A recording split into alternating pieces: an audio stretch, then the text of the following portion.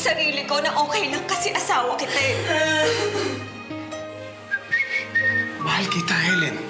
Hindi yun gagawin ng taong totoong nagmamahal sa Ron!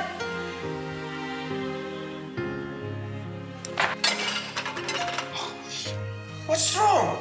Tinatanong mo ko what's wrong? If it's about what happened last night, I don't want to talk about it. Ayaw mo pag-usapan? Nirip mo ako! May karapatan ako. Karapatan ko ipaglaban ang pagsasama natin. Na-realize ko kahit asawa pa kita, kahit nasaktan pa kita, hindi na mababago yung katotohanan na pinaboy mo ako, Sinan! Hindi lang katawan ko, kundi buong pagkatao ko! Ano pong ginagawa niyo dito? Ganon ask me na samahan ka dito. Pakidala.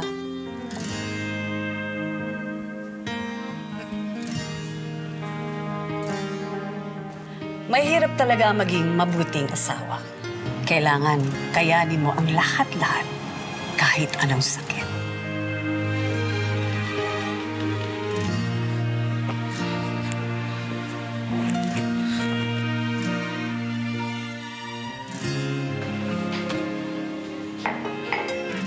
Saan ka pupunta?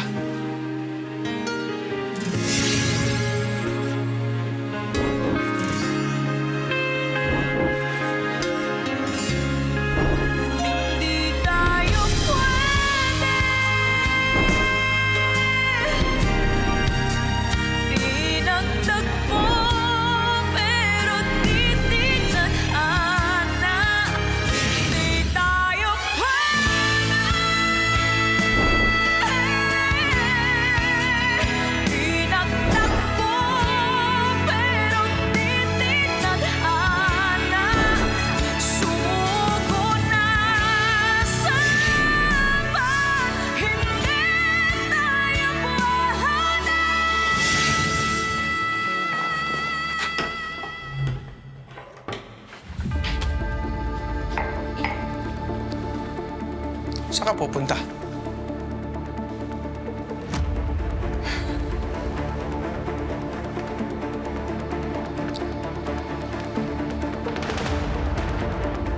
Gaya ng sinabi ko, aalis ako. Ayoko na dito. Doon muna ako kina Kuya. Hindi ka alis. Sinon, hayaan mo ko. Gusto ko ng space. You have all the space you need here. Huwag ka na maghanap ng iba pa. Simula nung nag-I-do tayo, ginampanan ko ang lahat ng tungkulin ko bilang asawa mo. Ngayon, panahon na para gampanan mo naman ang sayo. Huwag mo akong bigyan ng rason para may gawin pang iba sa'yo o sa mga mahal mo. Pumasok ka.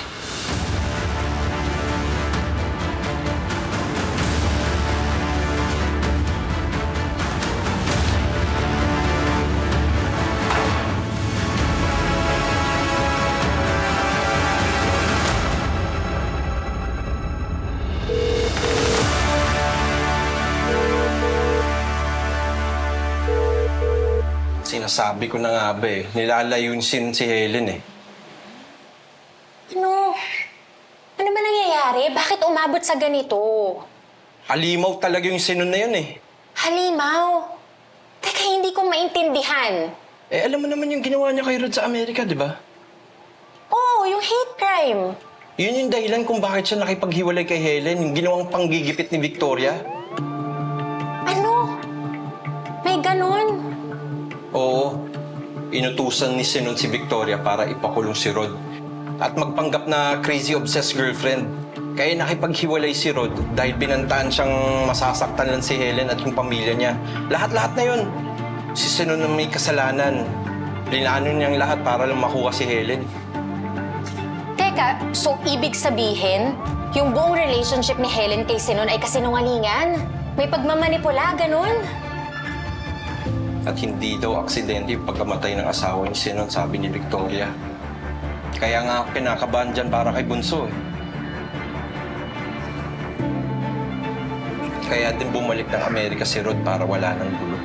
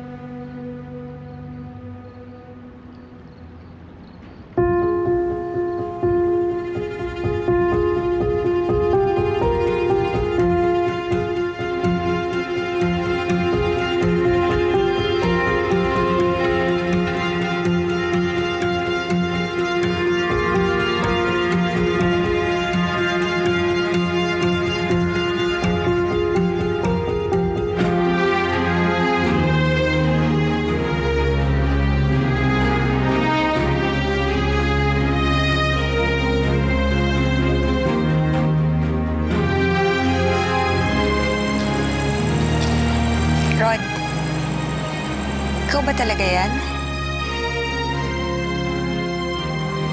Binabantayan mo ko, no?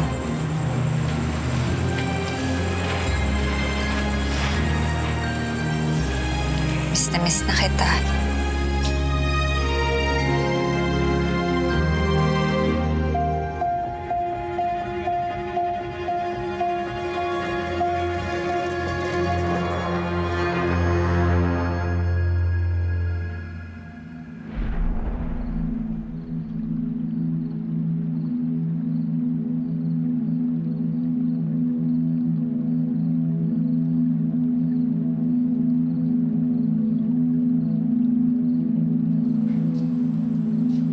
Alan,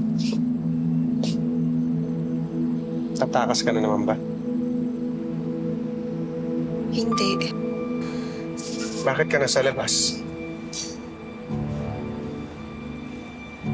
May chinek lang kasi ako.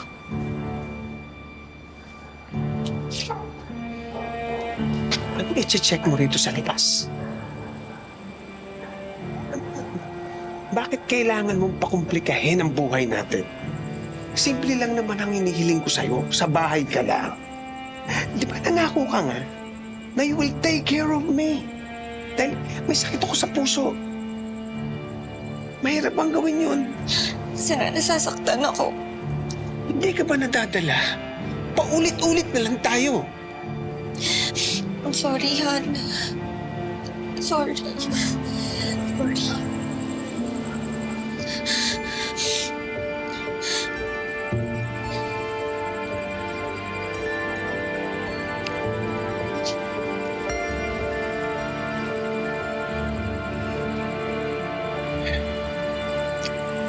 Stop resisting, Han.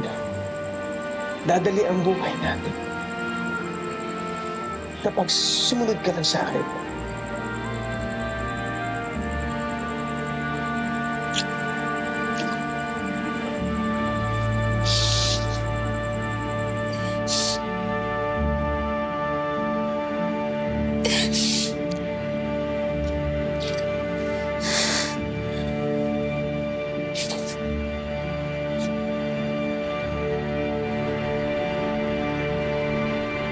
Meron lang akong kailangan puntahan. Please, huwag matigas ang ulo. Huwag ka nang lalabas. Napapagalitan ako sa mga pinagagawa mo eh. I'm not your yaya. Sorry po. Good. Hindi na po maulit yun. Perfect. Okay.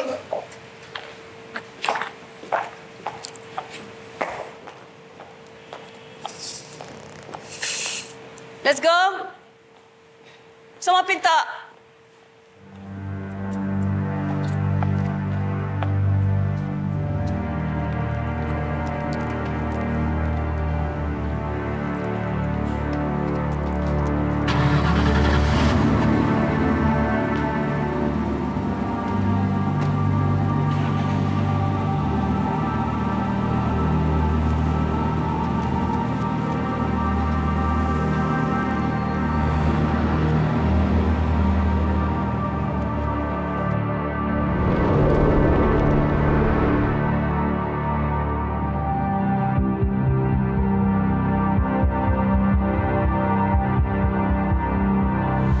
Rod?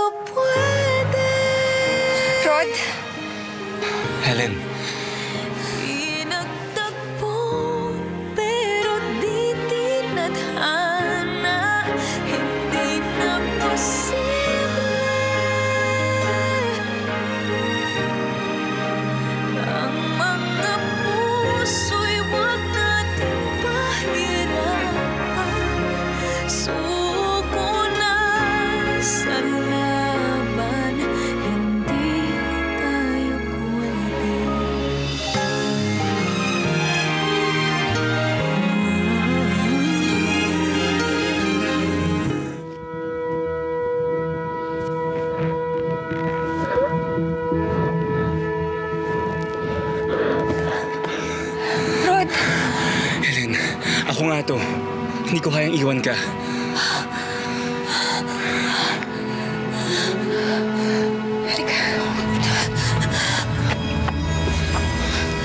Hindi na ako tumuloy sa US. Hindi ko kayang iwan ka.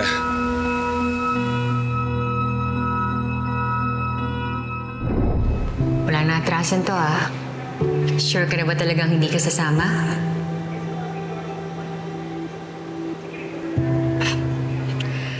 Sure ka ba talaga na you don't want me to stay here?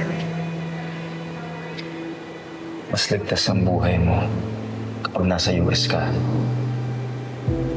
Sa bagay, may mission nga din pala ako dun.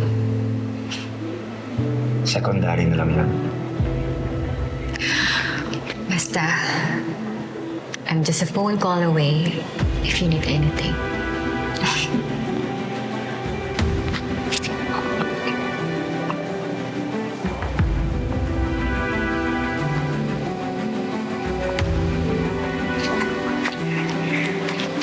Nakakabaliw talaga pag-ibig, no? Can make you do things na hindi mo akalain kaya mong gawin. Basta ang payo ko sa'yo, alagaan mo yung sarili mo. At sana this time, naayon na ang tadhana sa inyong dalawa. Salamat. Mag-iingat ka, ha?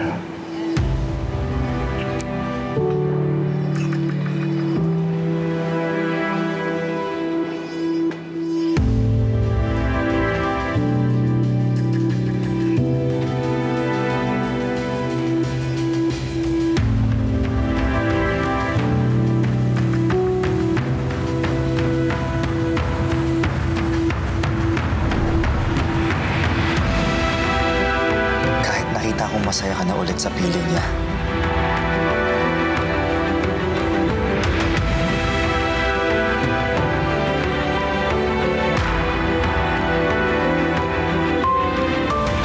Hindi ako nakampante dahil alam ko sa puso ko, mahal mo pa rin ako.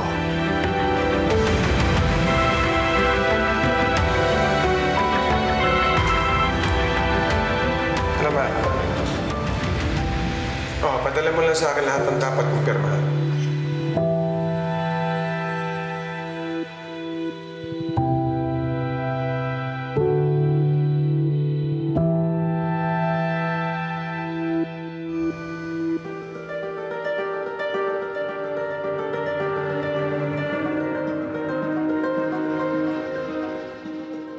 Pero kinailangan namin pagmukain na umalis talaga ako.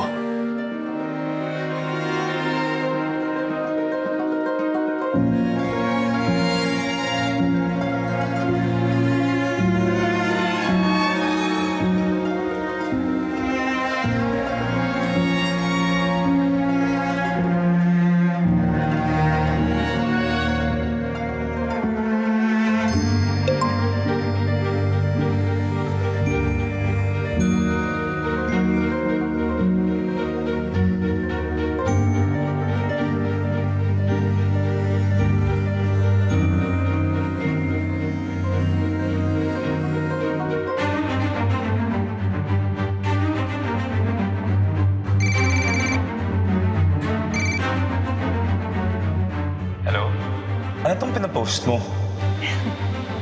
Pasalamatan mo na lang kaya muna ako. Bakit? Kailangan natin pagmukayin kay Sinon na nag-migrate ka na sa US. We have to make it convincing, Ron. Si Sinon tong binabangga mo. Wait for me next post. Nasa bagong condo ka na sa US. Nag-grocery din tayo sa US. Grabe na itong editing ngayon. Mukha ng realistic. Sure kang realistic? Oo naman. Gusto mo may video pa? May mga filter na ngayon na pwede mong ipatong ang mukha mo sa mukha ng iba.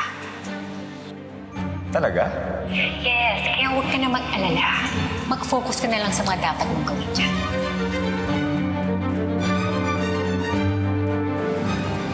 So edited yung mga pictures mo sa US kasama si Victoria? Oo. Yung ibang photos doon, mga luma na. Kung alam ni Sinon na nasa US ako at wala ako dito, mas magagawa ko yung mga plano ko.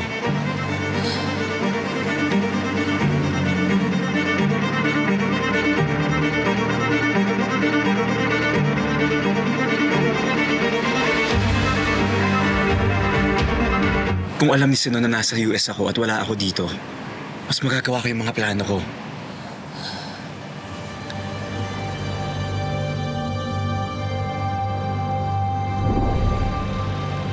Ano? Masaya ka na dyan sa US? Pagkatapos mong iwang kapatid ko, pagkatapos mong gulo? Kuya, tingin ka dito sa likod.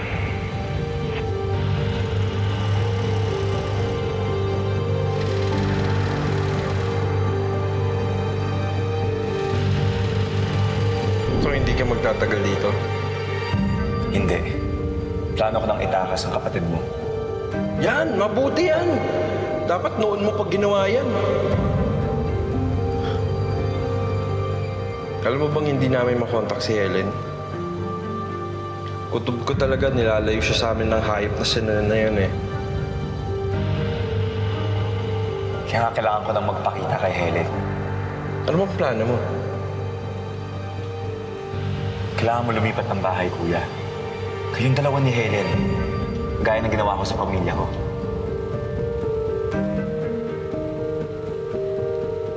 Kinailangan ko ding siguraduhin na ligtas ang pamilya ko. At bawat minuto, ikaw ang nasa isip ko, Helen. Okay. Basta kapag nakalipat na tayo, lahat ng mga matitirang paninda, kahit ipasay nyo na lahat sa mga customers natin.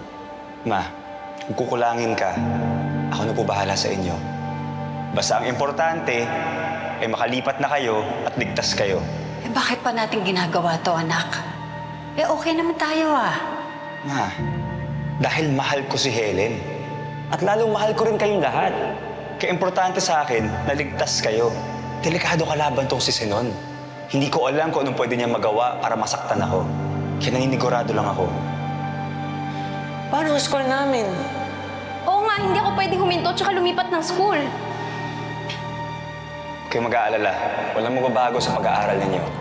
Ang magbabago ay yung mga ruta ninyo pa uwi. Kapag nakalipat na tayo sa bagong bahay, lagi niyong iibahin yung mga ruta ninyo. Siguraduhin niyo na walang sumusunod sa inyo. Maging alert kayo sa kapaligiran ninyo. Ang hassle naman.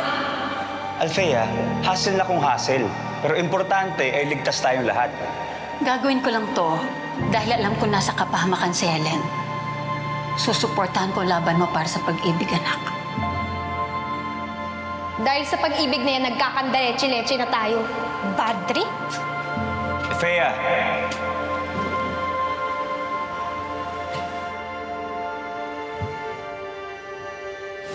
Rod, tama si Althea. Pati sila naaapektuhan ng dahil sa akin. Dahil sa ginawa natin. Hindi kaya ng loob ko. Sabihin mo sa akin, paano ko sila makakausap? Gusto kong humingi ng tawad. Helen, huwag kang mag-alala. Naiintindihan nila. Sinasabi mo lang yan. I swear, gusto ko rin nila maging ligtas.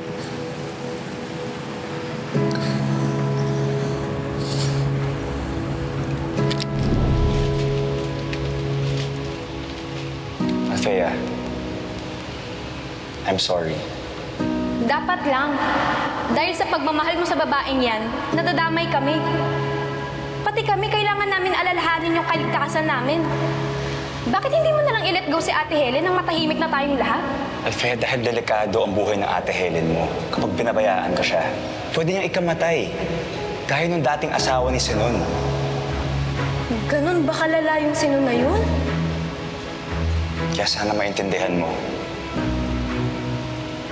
Althea, gusto kong malaman mo na yung pagmamahal ko para sa'yo at para sa Ate Helen mo ay pantay. Walang labis at walang kulang. At hindi ko sinusukuan ng mga taong mahal ko. At hindi ko maatim kapag may mangyaring masama sa inyo nang dahil sa akin. Grabe pala yung mga mayayaman na yun. Wala silang pakialam kung makaapak sila ng ibang tao. Basta magawa nila kung anong gusto nila. Hindi lahat ng mga mayayaman ganun. Sadyang may mga iba na kapag kinain ng kapangyarihan, hinahamak ang lahat. Basta kuya, ipangako mo sa amin na kapag kailangan ka namin, hindi mo kami papabayaan. Pangako.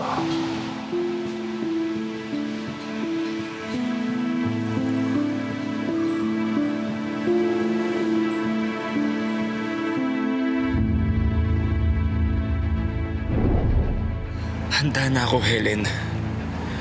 Iwanan mo na si Sinon. Sumama ka sa akin. Ano, Helen? Sasama ka ba sa akin?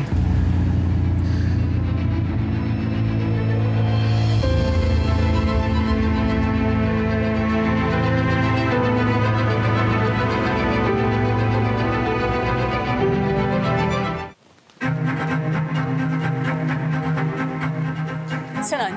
Ate, nasa si Helen? Baka nasa kwarto ninyo. Umalis kasi ako. Nagpunta ako ng grocery. Umalis kayo, iniwan niyo siya?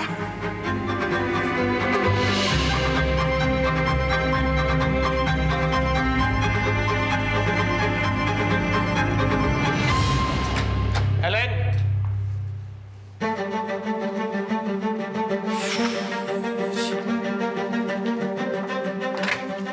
Helen?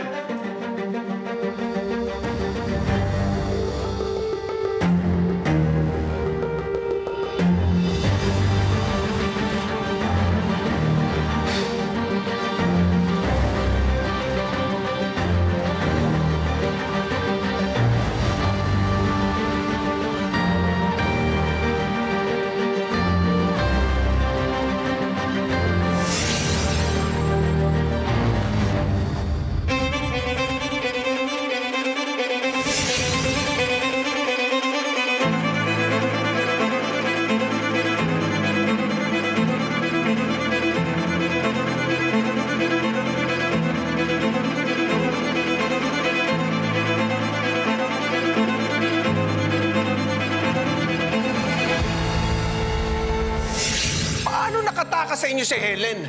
Let her go. No, Auntie. Kailan ka ba magigising sa katotohanan? Hindi ka mahal ni Helen. Dahil hindi ko matatanggap na hindi niya ako mahal. Len? I want you to find my wife and bring her back to me. Andiyan dyan ang mga impormasyon ng kamag-anak ng kabit niya. Ma, umalis ka na dyan. Ngayon na.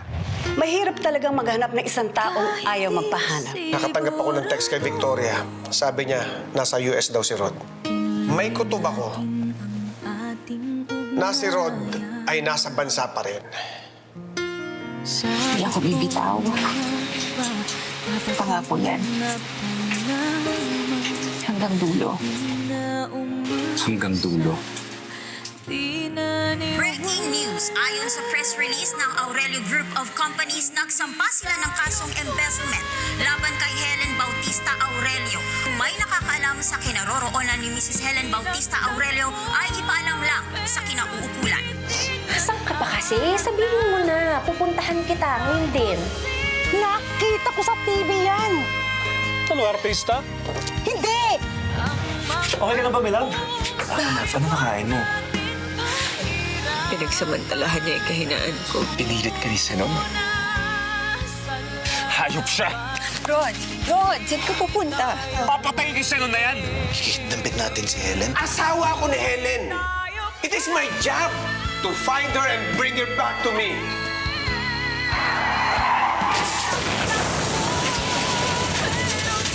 Tapos yung mga gadget na nakita natin. It's not true! It's not true! It's not true! Patay na si Sinon?